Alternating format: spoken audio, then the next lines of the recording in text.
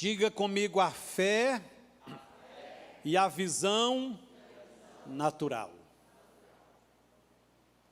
É um tema interessante. A fé e a visão natural das coisas. Ou a fé versus a visão natural. Nós vamos explicar melhor isso. Olha o que diz 2 Reis, capítulo 4, a partir do verso 1.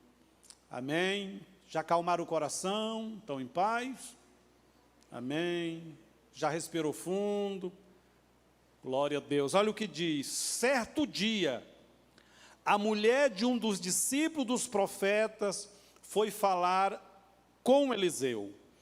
Teu servo, meu marido, morreu, e tu sabes que ele temia o Senhor. Mas agora veio um credor que está querendo levar meus 2 filhos como escravos.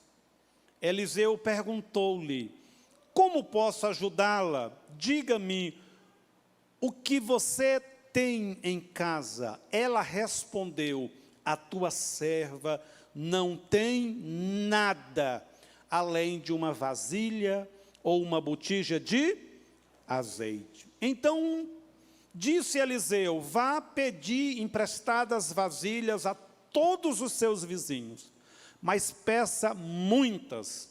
Depois entre em casa com seus filhos e feche a porta. Derrame daquele azeite em cada vasilha e vá separando as que você for enchendo. Depois disso, ela foi embora, fechou-se em casa com os filhos e começou a encher as vasilhas que eles lhes traziam. Quando todas as vasilhas estavam cheias, ela disse a um dos filhos: traga-me mais uma. Mas ele respondeu: já acabaram. Diga comigo, então, o azeite parou de correr. Ela foi e contou tudo ao homem de Deus, que lhe disse: vá, venda o azeite e paga as suas dívidas, e você e seus filhos ainda poderão viver bem do que sobrou. Amém.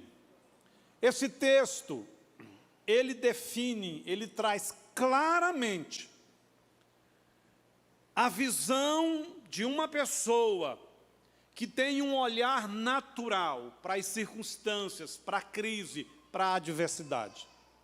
Mas também esse texto vai mostrar o outro personagem, que tem uma visão espiritual para tudo. Uma visão que vai além da crise, realmente do visível, daquilo que é circunstância. Se existe algo que é fato, é que na vida inteira você vai sempre ter esses 2 pilares, essas gêmeas aí, ó. Você sempre, em todas as nossas batalhas, em todas as nossas vivências, em todos os nossos dias, você vai ter, você vai poder fazer uma escolha.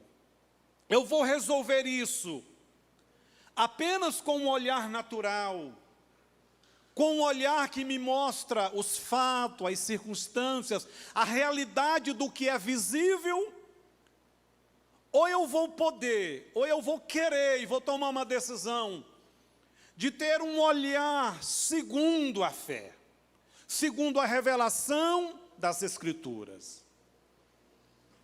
Tudo que você for fazer vai se apresentar primeiro o natural, o material, o visível. Mas o cristão não vive, Paulo diz, não vivemos pelo que vemos.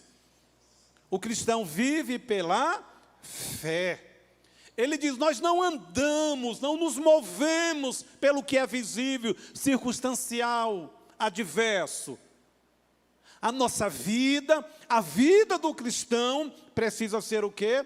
Em fé. O Novo Testamento inteiro trata disso. Paulo diz, não andamos por vista, mas andamos por fé. Toda vez que alguém anda por vista natural, vai estar profundamente conectado com a sua alma, com as janelas que alimentam a alma, que é o que você ouve e o que você vê. E o risco de errar, de não dar certo, é muito grande. Por que que os discípulos, ao ouvir a colocação de Jesus disse, nós vamos entrar no barco, entre no barco, ele já estava, e nós vamos chegar do outro lado. Jesus tinha uma visão espiritual. Para ele, chegar do outro lado era um fato, porque ele estava vendo tudo o que iria acontecer, mas ele sabia que o seu pai conduziria ele ao outro lado. Ele não dependia do barco, simplesmente, de homens profissionais, marujos que remavam, sabia controlar todo um barco, um navio, etc. Eles não dependiam se o clima, as águas estariam tranquilas ou não. Ele disse o quê? Nós vamos chegar do outro lado. Quando você se propõe a algo, por exemplo, a viver o casamento, um relacionamento, um negócio, sonhar uma promoção, dar um passo maior na área financeira ou relacional e etc., sonhar com o que Deus tem para os seus filhos, você precisa ter essa posição. E ser esse profeta, dizer, nós vamos chegar do outro lado.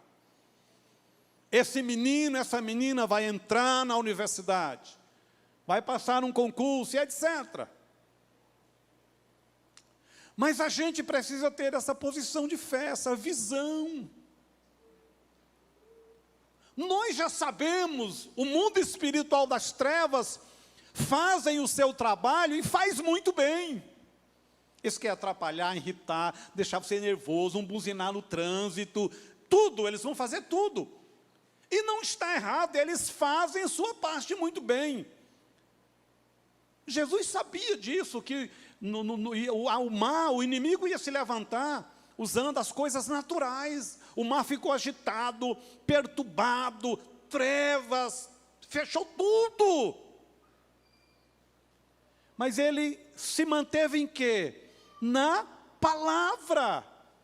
No foco da missão, nós vamos chegar do outro lado. Qual era a visão dos discípulos? Nós vamos morrer. Jesus está ali dormindo, olha que folga. Mestre, não te dar que nós estamos à beira do abismo da morte.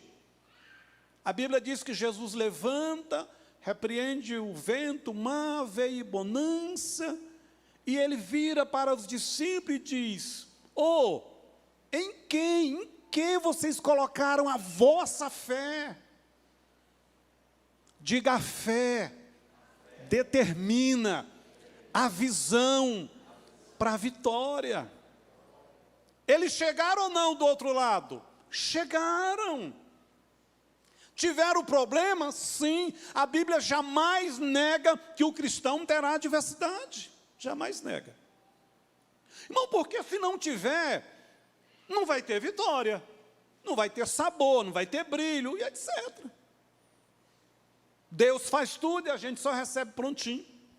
Nós seremos semelhantes aos filhos das águias, que até determinado tempo é aceitável. A mamãe e o papai traz comida, e o ninho está forradinho com pelo de cabra, com penas. Mas se elas continuarem ali, elas vão atrofiar. Elas não poderão viver o propósito. E o propósito para as águias é o quê? É extraordinário. Pesquisa uma hora sobre as águias, o estilo de vida delas. Elas voam mais rápido do que um carro de Fórmula 1 corre. Elas nunca ficam abaixo de nuvens escuras, trevas e trovoadas. Elas ultrapassa para ficar onde tem sol, tem luz, elas são soberanas. A águia tem uma visão perfeita, não erra o alvo. Essa semana eu vi uma águia, pegou um carneiro, e voou com aquele carneiro. Quando chega perto da rocha, ela solta ela na rocha, o animal morre na hora. Aí ela, para que eu vou fazer força para matar? A inteligência, irmão, chocou a cabeça do carneirinho na rocha, e foi lá e foi saborear. Então, o que os pais daquelas pequenas águias fazem? Remove a cobertura fofinha, elas caem nos espinhos. Deixa eu te falar, as adversidades, elas têm um lado didático, elas vão nos ensinar. Senão você vai atrofiar, você não vai querer ler um livro, você não vai querer fazer uma prova, você vai ficar uma pessoa parada, sem propósito, sem um destino.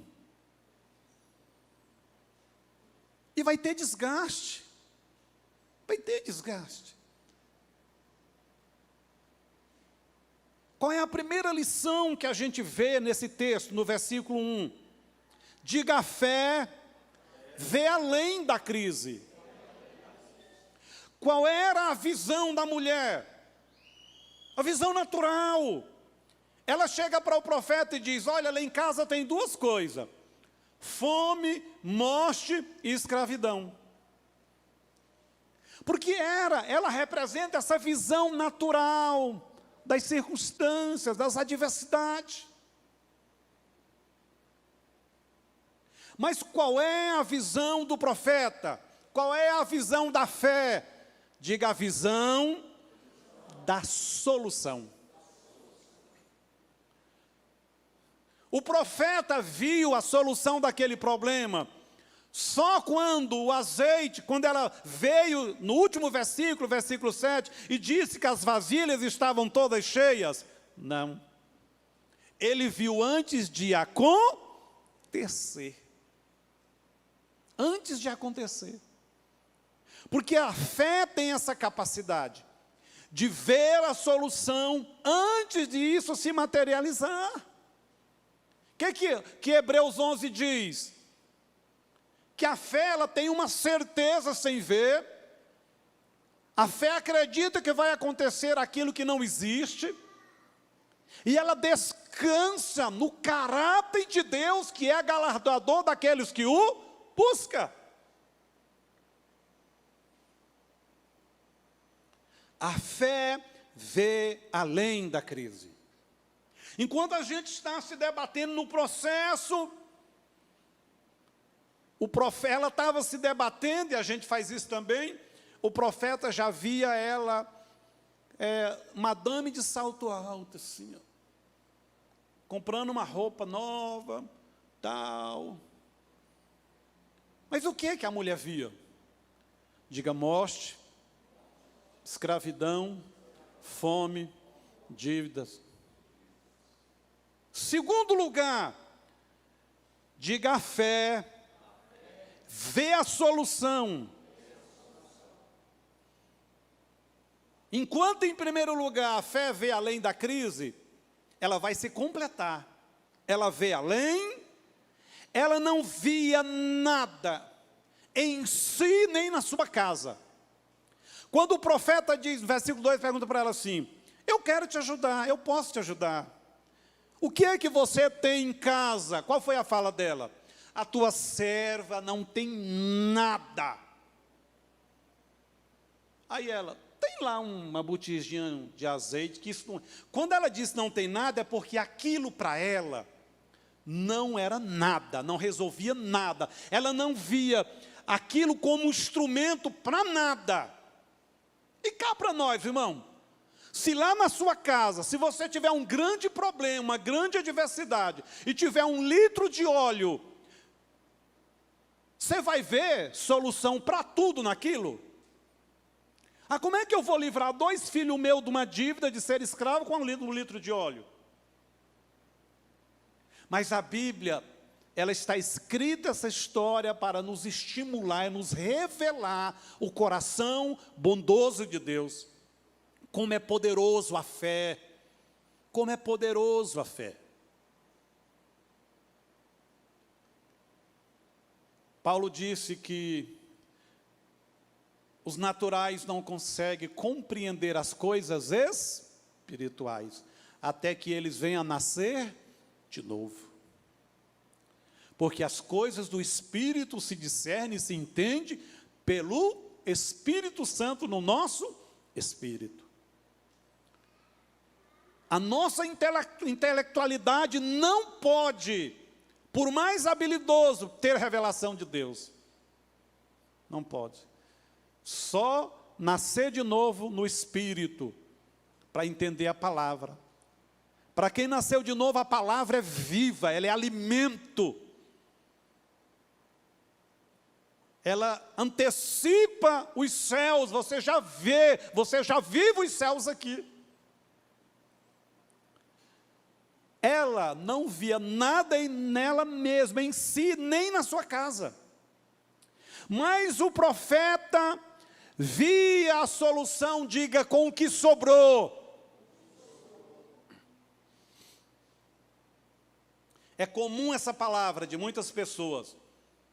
Ela fala do negativo, dos problemas, da adversidade, aí fala, sobrou isso aí, ó. Tem isso aí. Sim ou não? É. Não, pastor, acabou, tal. A fé acredita que com o mínimo de ação nossa, o mínimo de atitude, o mínimo de fé, o mínimo de espiritualidade, pode gerar um grande milagre. Um grande milagre. Um grande milagre.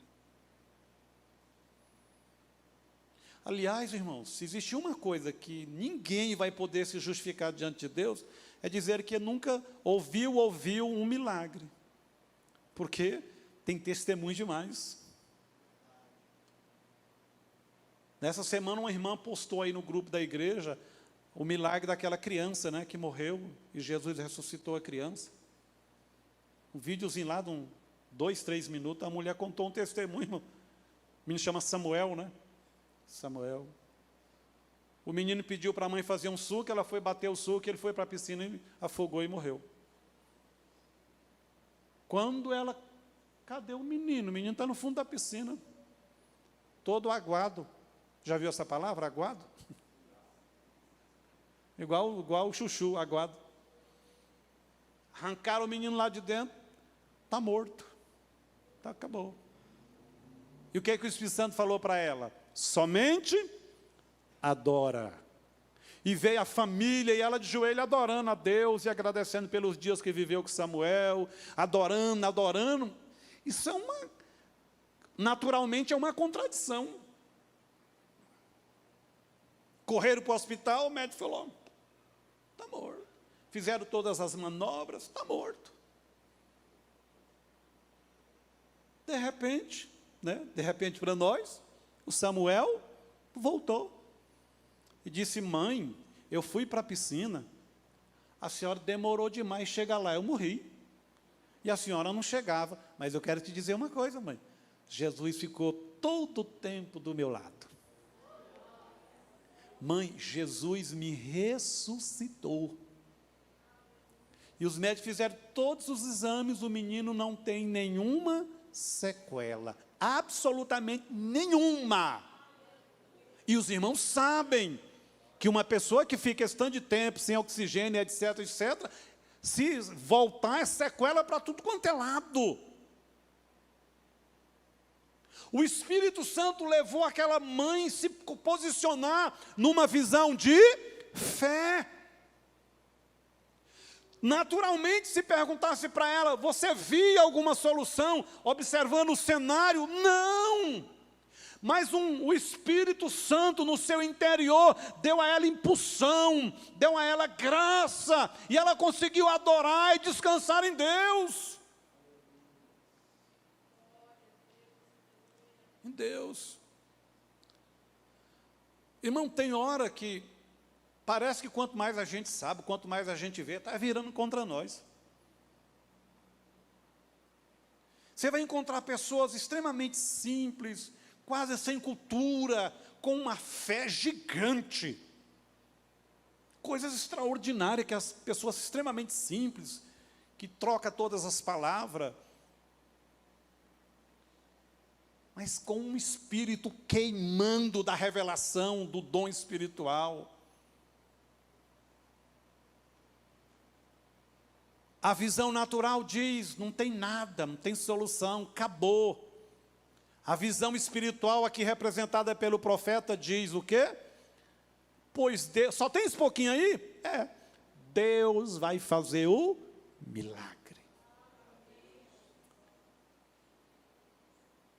Diga, a solução da fé passa pelo verbalizar profeticamente o soprar do Espírito.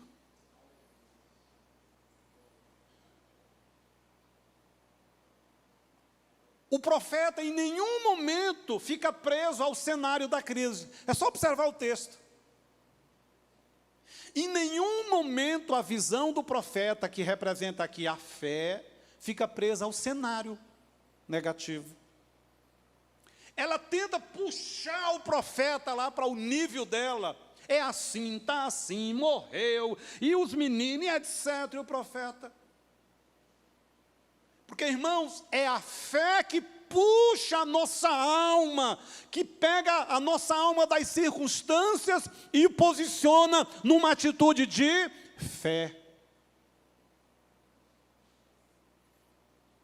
Como Paulo disse, o pendor da graça é para o Espírito, é para a fé, é para a convicção. O da carne é para onde? Para baixo.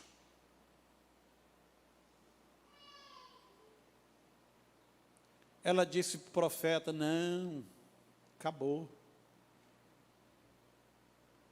E muitas vezes, a gente aceita muito facilmente o término de algo, aceita a maldição, aceita, porque a gente não quer pagar o preço na oração, na busca de Deus.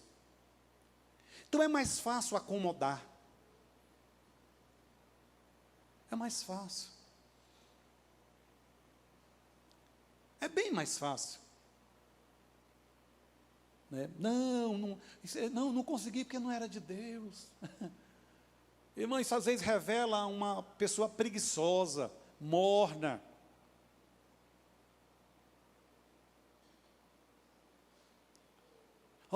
Eliseu, Elias, você vai enfrentar um rei, você vai enfrentar uma louca chamada Jezabel, você vai enfrentar todos os demônios dela.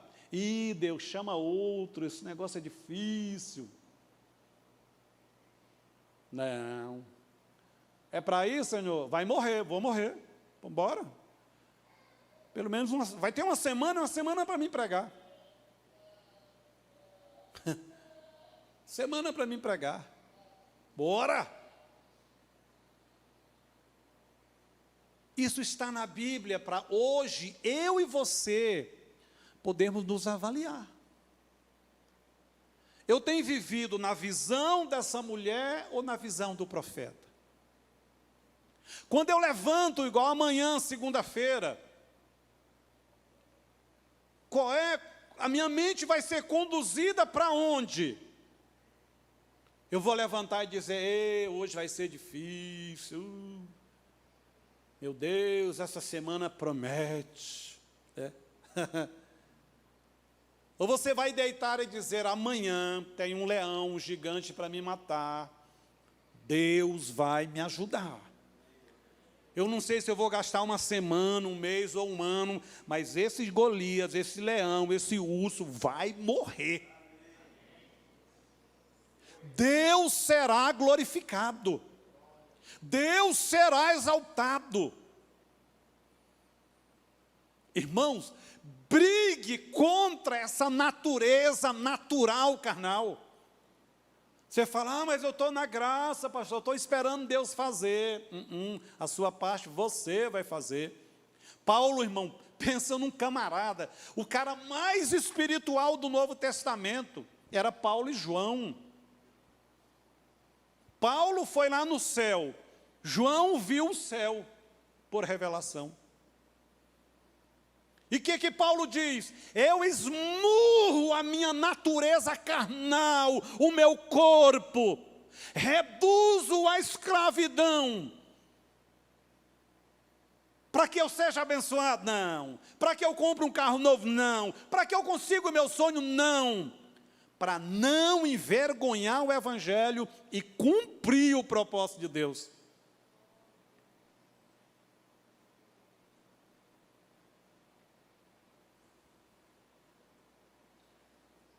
Nenhum de nós daria conta de enfrentar a cruz. A parte que eu e você não dava conta, Jesus já fez. Agora, irmão, a parte que nós temos que fazer, Ele não vai fazer. E ninguém chegará diante de Deus achando que vai ser desculpado. Não, Senhor, as coisas na terra estavam difíceis demais. Pois é, vai ter chicote até dizer chega nas suas costas. Porque tem gente que acha que a morte resolve tudo. Meu irmão, toma cuidado. Lê o Novo Testamento direito. Presta atenção na visão do Apocalipse, a visão dos vencedores. 5 virgens prudentes foram aprovadas, porque pagaram o preço aqui.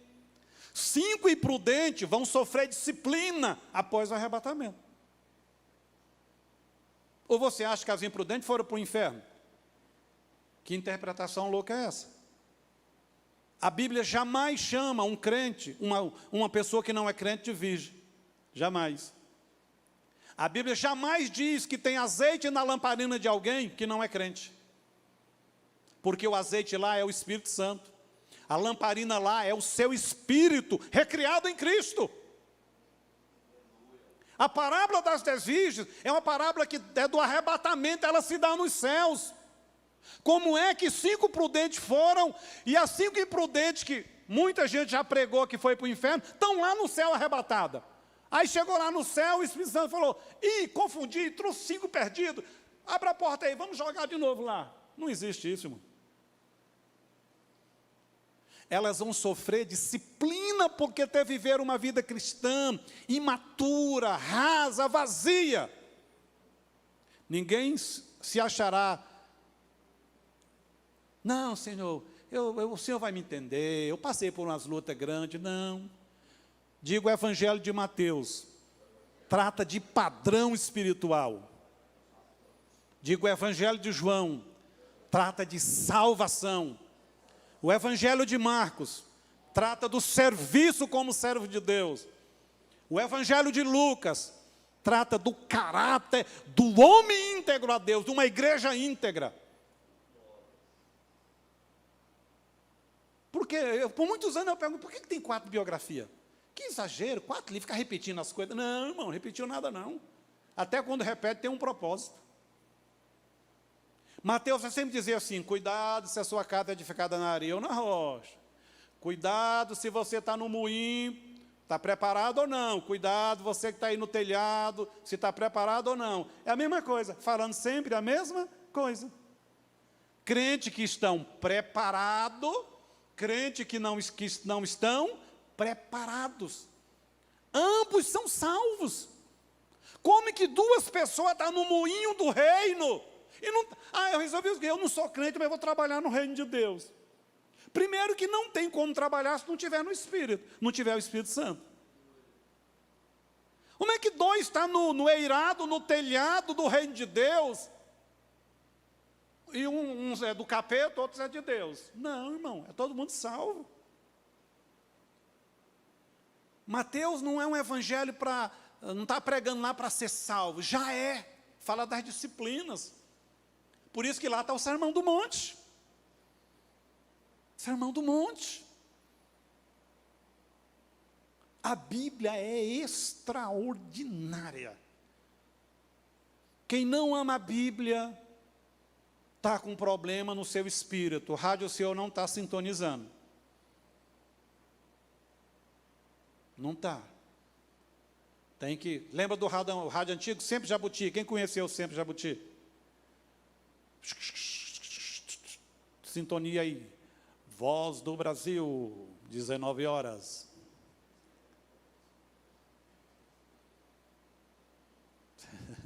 Ainda tem Voz do Brasil? Tem, né? Eu gosto de ouvir aquela abertura, né? Então, irmãos, o trem aqui até apagou, né? Isso é habilidade que é demais, né? Deixa eu ver se a bateria ainda vai suportar. Diga: a fé vê a solução.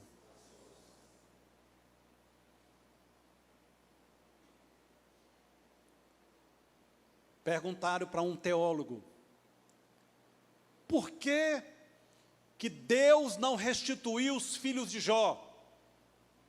Aí ele falou: porque Jó não perdeu os filhos. Como assim? Mas morreram todos.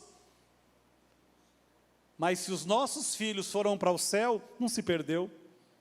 Qual foi a resposta do teólogo? Jó tinha agora 7 filhos no endereço chamado céu e 7 filhos no endereço chamado terra. Irmão, para Deus, Jó não perdeu filho, não. Eu admiro que a gente pega os filhos e manda para os Estados Unidos e fica discussando. Meu filho está estudando nos Estados Unidos, na Finlândia e etc. Mas ninguém diz: eu perdi eles estão lá a 11 mil quilômetros. Não, ninguém diz. Mas morre, a gente vira um imbira, chorando. Parece até que a gente não acredita que os meninos foram para o céu.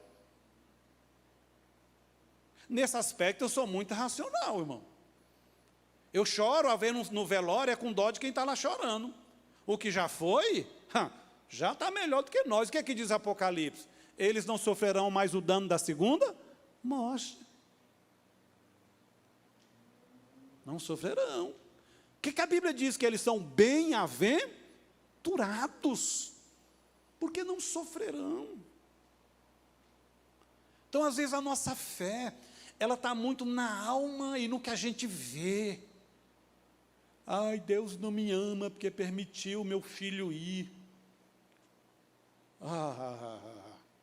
Deus vai ficar triste com você. Irmão, Deus não é igual muitos pais hoje. Os pais são mais carentes do que os filhos. Ai, pastor, o meu filho diz que não me ama. A Bíblia nunca diz que os seus filhos têm que te amar. A Bíblia diz que eles têm que te respeitar. Não fala que tem que te amar, não. Ele pode gritar: está me batendo, eu te odeio. Então, vou bater mais. Chinelo nele, pega aí uma varinha e unge. Unge a varinha, faz igual um amigo meu. Tinha todo um ritual. De frente à casa dele tinha um pé de amora. Ele ia lá, tirava a varinha, descascava assim na frente. Senta no sofá aí, meu filho. Tirava as folhinhas, ia no fogão, passava a varinha no alto para lá e para cá. Pegava o azeite, ungia mesmo a varinha todinha. Falava: agora vem cá, que o avô e o pai vai expulsar. Se for demônio, vai sair na oração. Todo demônio. O demônio fica brigando na escola, que repreendia os demônios. Os demônios, que no Maranhão se fala demônio. Aqui é que vocês falam demônio. Falou agora, na dúvida, para não sobrar nada, nem demônio, nem natureza humana, 3 varadinhas. Eu nunca vi um menino suportar a 3ª vez. Nunca vi. Porque, irmão, menino é tudo igual. Sabe quem é que é diferente? São os pais. Pai é que é diferente, menino é tudo igual. Se você der bobeira, ele te enrola, ele te põe no bolso. O ser humano nasce rebelde. Menino morde o seio da mãe que amamenta, de raiva, de ira. Já viu isso? O menino fica nervoso, você não faz. 6 meses de vida, dando piti na hora de mamar. Dá bobeira para você ver. A Meire levou o João no médico, o João tinha um negócio de vomitar. E ela, meu Deus, esse menino vai dar um mal de súbito, não sei o quê. O médico falou assim: ele está armando para você, mãe. Ele já percebeu que você fica desesperada quando ele faz isso. Ah, é? Deixa ele fazer da próxima vez. 6 mesinhos já estava dando show, irmão. Já era psicólogo formado. Irmãos, Não acredite cegamente no que você está vendo, nem no que você está sentindo. O cristão precisa pegar isso e levar para onde? Diga, para a Bíblia, para a oração. Eu já falei aqui, saí de uma sala, de uma reunião, convicto. Irmão, eu estava mais convicto do que o cidadão que a nave dele não subiu essa semana. Foi, lembra? Viu? O cara está convicto que a nave ia dar um voo. Não tem jeito de voar não, deu um problema. Convicto. Cheguei na porta da igreja, passa um motoqueiro, eu já falei isso aqui. Ô, motoqueiro abençoado. E eu com o celular. Voltou rapidamente, pensei o quê? Perdi meu celular. O cara vai me assaltar. E o cara desce da moto e não tira o capacete. Falei, acabou. Não vou nem mexer, só entrega assim. E o pior que está aberto, sem senha, né? Aí quando chegou, pertinho de mim, ele tirou o capacete. Deus mandou te dizer o seguinte, que a sua vitória está em você ficar caladinho e obedecer. Falei, graças a Deus que é um profeta. Mas quando eu olhava para o cenário, eu estava igual José, estou indo para o Egito, eu estou dentro de um poço. Às vezes você é mandado embora do emprego, ou perde uma promoção, e você não entende que aquilo pode ser um livramento. Você arruma um inferno para a sua vida e você não entende. E aí a gente já murmura, a gente já fala um monte de besteira, já peca. Faz igual Jó, a melhor receita é a de Jó. Jó não entendia nada, Deus não explicou nada, nem o demônio falou nada para Jó. O que ele fez? Rasgou as vestes e adorou a Deus. Diga, enquanto eu adoro, é impossível ouvir o diabo e murmurar ao mesmo tempo. Quando você adora, o diabo não consegue te convencer. Porque quem adora no meio das circunstâncias é porque ele e o seu Deus são um, está num padrão espiritual diferente, as circunstâncias não o puxam.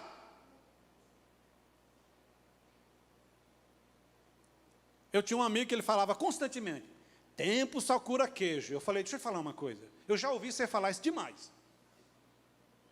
Tempo é algo que cura muito mais do que queijo. É só olhar para você. Se a gente tivesse a oportunidade de voltar 20 anos, a gente cometeria os mesmos erros? Então o tempo nos melhorou. Tempo é bom. Tempo amadurece. Tempo nos leva a fazer uma leitura melhor das coisas. Deixa eu voltar. Diga, terceiro. A fé sempre. Eu acho que eu errei na hora que eu fui digitar aqui. Diga, a fé é sempre aliada da palavra. A fé é sempre aliada da palavra. Tudo que Deus pelo profeta falou, se cumpriu. O profeta deu a ela uma instrução, assim, assim, assim. No Antigo Testamento, quem queria ouvir Deus tinha que ir ao profeta. Porque as pessoas não tinham o Espírito Santo igual a gente tem hoje. Hoje nós somos o quê? Um reino de sacerdotes e profetas. Todos nós podemos ir a Deus. Pastor, isso elimina eu pedir um conselho, orientação? Não, isso é sábio. O provérbio diz que na multidão de conselhos há sabedoria.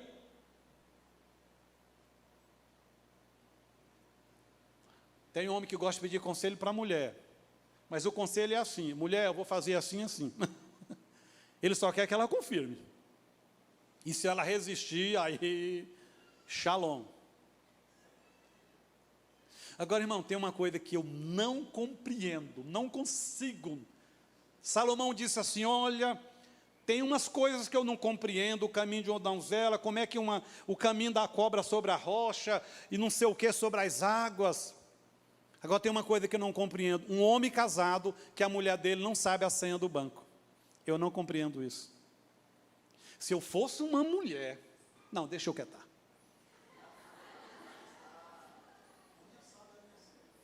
Cara, então tá, você casa comigo, tem intimidade sexual comigo. Ah, tá, mas eu não posso saber a sua senha, né? E no dia que você morrer? Irmão, e o homem casado que vigia o celular 24 horas? Para mim, você já está se entregando. Porque se é casado e a sua mulher e seus filhos não podem acessar seu celular, tem um trem errado. Já está errado. E no dia que você morrer? Aí, faz igual um vizinho que eu tinha. Ele era o chefe. Quando ele morreu, foi a maior luta, teve que constituir advogado para acessar as contas. Mas aí, quando achou o dinheiro que ele guardava num baú, tinha vencido o dinheiro, passado de mudado de real, né, de cruzeiro. Não pensa, e eu construindo igreja, Zé, e a mulher dele fiel, crente. Eu construindo a igreja no meio da obra, um aperto, ela me chamou na casa dela. Falou, pastor, olha o que o abençoado fez. Irmãos, pensa, o tanto de dinheiro tinha mudado de moeda. Eu falei, Jeová, uma pessoa dessa, quando chegar no céu, não sei se foi ou não, tem que levar umas lapadas boas. Irmãos, a gente precisa ter aliança de fato. Se é para mim ter aliança com alguém, com ressalvas e etc, etc, então, meu amigo, não vou ter. Não vou ter. É igual, Zé, você pôr um gerente na sua empresa, vai ficar vigiando e tal, isso não pode. Uai, que negócio é esse? Irmão, vocês lá, por exemplo, eu conheço líderes que a maior luta para tirar férias, e quando tira, fica vigiando. Será o que é que o vice vai fazer? Será o que é que o obreiro vai fazer? Irmão, vai descansar. A obra não é sua, é de Deus.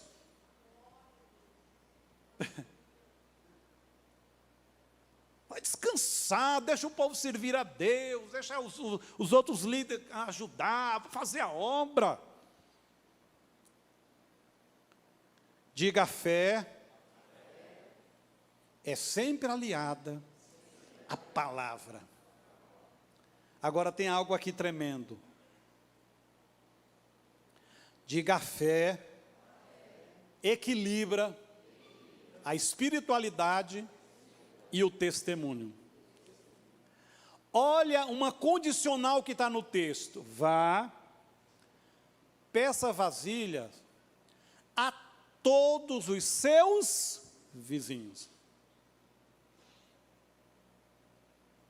Vamos dizer que essa mulher, ela é crente, ela foi ao profeta, ela diz, ó, meu marido serve na casa dos profetas, tal, é obreiro, nós somos crente.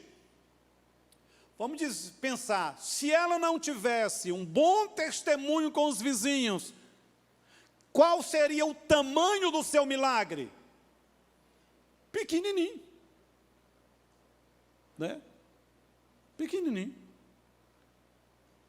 Pensa numa pessoa que gosta de jogar trem velho fora, é eu. Eu moro em apartamento, mas tem dia que eu abro assim, dá vontade de jogar metade fora. Principalmente na cozinha. É tanto plástico, é tanto negócio, é tanto taça que não usa, é tanto prato que não usa. Irmão, eu sou muito prático. Tem 4 pessoas numa casa, 10 pratos tá bom. No dia que fizer visita, tá bom.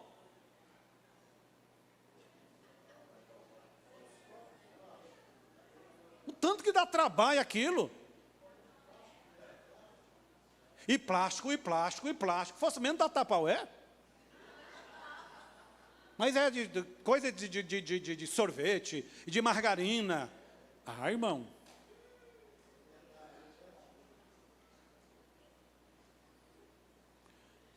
Você já teve a visão do demônio da miséria? Chama, assim, intitulado de Maria Mulambeira. Tira Maria, Maria é gente boa. Todas as Marias são gente boa. Mas amigos meus falaram, pastor, eu já vi a Maria Mulambeira. Uma velha, toda suja, rasgada, se arrastando nos cantos da casa, principalmente onde tem sujeira, barata, caixa velha, lixo. E as pessoas que me falaram, é homem de Deus, que tem visão espiritual. Irmão, se tem trem velho na sua casa, lixo, só juntando barata e rato, dá uma limpada, joga álcool e unge, manda esses capetas embora. Um negócio de acumular tudo, joga isso fora, põe na calçada. Pelo menos alguém de reciclagem leva. Eu gosto de ambiente leve. Sabe, meu sonho é uma casa que possa jogar água assim, não chegar em nenhum móvel, tudo embutido no rodapé, pode jogar água. Mas tem casa que tem tanta tranqueira, que para limpar você tem que pôr tudo no primeiro andar, para limpar embaixo. Aí desce tudo para o térreo, para limpar em cima. Irmão, paciência. As diaristas têm que cobrar o dobro. Né? Recente eu fui visitar um amigo meu e falou, pastor, olha que tragédia. Um paredão assim enorme, do armário de baixo em cima. Sabe o que é que tinha lá? Eu não sei como é o nome daquele produto que antigamente faziam os patos, fazia o cisne, que é tudo branquinho. Não é gesso, não. Porcelana. Minha mãe, olha aí, pastor, nunca usou isso aí, ó. Não, mas devia ter assim umas 200 peças grandes. Falou, agora nós não sabe o que vai fazer. Falei, irmão, faz um bazar, um feirão de antiguidade, manda para frente. Aí você aproveita, compra as pedras bonitas e põe de sepultar na cova dela. Faz lá o jazigo da sua mãe. A fé, estrutura, a espiritualidade e o testemunho. Foi justamente essa espiritualidade testemunhada de uma boa vizinhança que fez com que ela fosse profundamente abençoada. Abençoada. Ela ganhou tanta vasilha, que diz que ela montou uma empresa de óleo. Vamos terminar. Quinto, diga, a fé atrai a bênção. E onde a bênção chega, acaba a maldição. Nós estamos vivendo uma contradição. A gente grita demais para a doença ir embora, para o demônio ir embora, para a pobreza ir embora. Mas a gente não atrai o coração de Deus, a vontade de Deus. Porque se a gente atrair, se a gente gastasse a mesma energia buscando a Deus, adorando, santificando, lendo Bíblia, essas outras coisas iam embora automaticamente. É uma inversão de energia. Santifica a sua casa, o que você vê, o que você toca, o que você acessa. E nenhum demônio vai dar conta de ficar perturbando você. Porque aonde Deus vai governando, dominando, tudo que é ruim sai. Sai. Porque as trevas não suportam a luz da santidade, do compromisso, da aliança. Sabe, um dos homens que passou os maiores perigos na vida, numa jornada, foi Abraão, saindo de Ur dos Caldeus. Todo teólogo entende que Ur dos Caldeus era uma terra dominada por ação maligna. Mas à medida que Abraão vai para Deus, as trevas não puderam segurar ele. E numa jornada louca pelos desertos, com riqueza, com servo, animais, Ninguém colocou as mãos sobre Abraão, sobre o que ele tinha. É a biografia que em nenhum lugar fala de demônio. Sabe por quê? Ele não precisava ficar gritando com demônio, com maldição, com praga, com peste, porque ele estava preocupado em ter uma aliança íntima, profunda, uma espiritualidade verdadeira. O próprio Deus na vida dele afastava, limpava o caminho e protegia. Amém. Se coloque de pé. Se coloque de pé. A mulher do fluxo de sangue, todo mundo disse para ela, não tem jeito. Os apóstolos disseram, cala a boca, não tem jeito. Mas o que é que ela tinha na mente? Se eu tão somente tocar nas orlas do seu vestido, eu serei curada. Não, ela já tinha ouvido de todo mundo, dos médicos, das medicações, do cientista, de todo. A Bíblia diz que ela gastou tudo que tinha sem resolver, diga nada. Contudo, orava. Ela não deu ouvido nem à voz das suas dores. Irmão, e é difícil não ouvir a voz da dor. Quando dói, o que é que a gente faz? Ô, mamãe, me ajuda, doutor. Uma vez eu cheguei no hospital, ruim, irmão, ruim. Uma coisa que eu mais queria é que a enfermeira chegasse logo com a injeção. E quem é que gosta de injeção? Mas eu sabia que a minha solução estava naquela injeção. Então eu estava quase que bebendo o líquidozinho. Porque ela demorando, colocar lá, pelo amor de Deus, eu estou ruim, eu acho que eu vou morrer.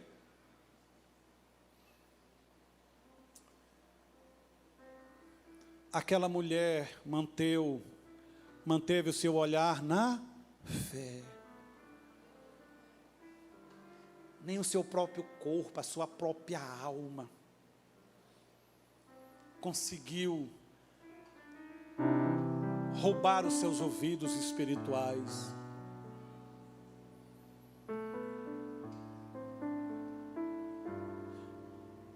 Pensa no que eu vou te falar agora. Toda vez que algo te assediar, só porque eu estou sendo tão assediado pelo pecado X, pelo desejo X, aprenda a fazer a leitura. Se o diabo está pegando pesado, tentando de todas as formas te chamar a atenção, te prender, é porque ele sabe que algo grande, uma bênção está chegando na sua vida. Ele não está simplesmente preocupado com você, ele não quer que você receba aquilo que vem do alto. Porque se você receber, você firma mais na fé, você melhora, o reino de Deus ganha, o mundo ganha, e acima de tudo isso, Deus vai ser glorificado.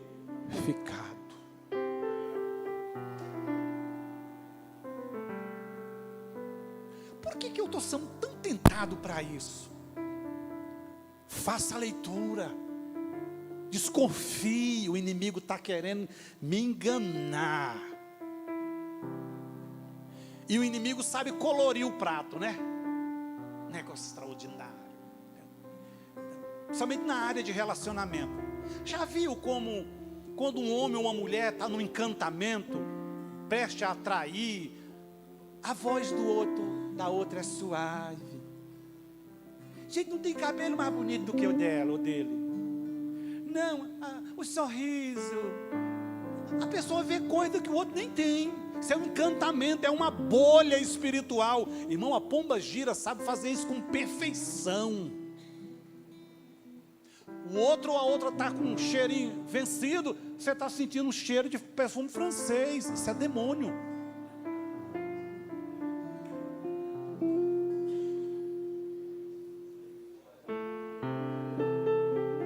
Agora deixa eu te falar uma coisa. O diabo sabe quem tem vida de Deus. O inimigo sabe quem tem vida de Deus.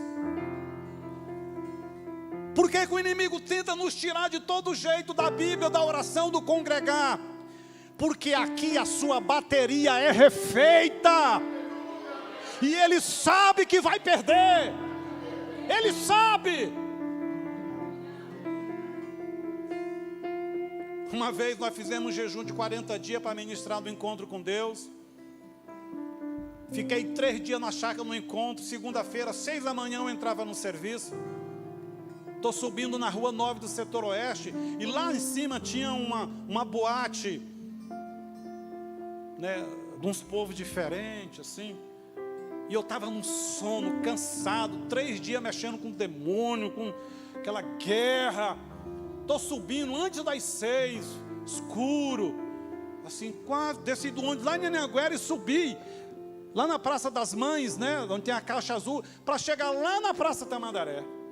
Peguei a rua 9, olhei assim, estava vindo uma loira, aquela loirona, tal. E eu estava tão assim, chapado do espírito, no azeite, cansado. Calçada larga, eu falei, eu vou passar muito perto não. Não. Quando aquela pessoa passou por mim, a pombagira manifestou e deu um grito tão grande, mas tão grande, eu assustei tanto. E aquela pessoa desceu de salto correndo, ela correu até eu não ver mais. João disse, maior é o que está na sua vida do que o que está no mundo.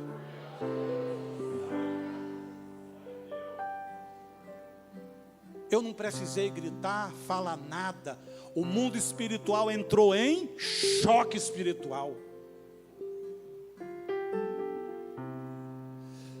É mentira do diabo que se você orar você vai sofrer retaliação. É mentira. Se você investir na obra você pode sofrer retaliação. É mentira. Confia em Deus. Anda na visão da fé. Quando você tem um sentimento de fazer algo que glorifica a Deus, pode circunstância, o mundo, tu dizer o contrário, diga, eu estou em Deus, eu vou ver o meu filho, a minha filha, a minha casa, eu vou ser abençoado e abençoador. Amém. Agora, irmão, ficar em cima do muro, você vai ser nem derrota, nem totalmente derrota, nem totalmente vitória. Aquele negócio morno, aquele trem assim que... Vamos orar? Faça dessa mensagem um caminho para você orar essa semana. Se você esquecer, vai lá no YouTube, no nosso canal, vai estar lá a mensagem. Nós temos um canal na internet, manda para alguém. Feche seus olhos.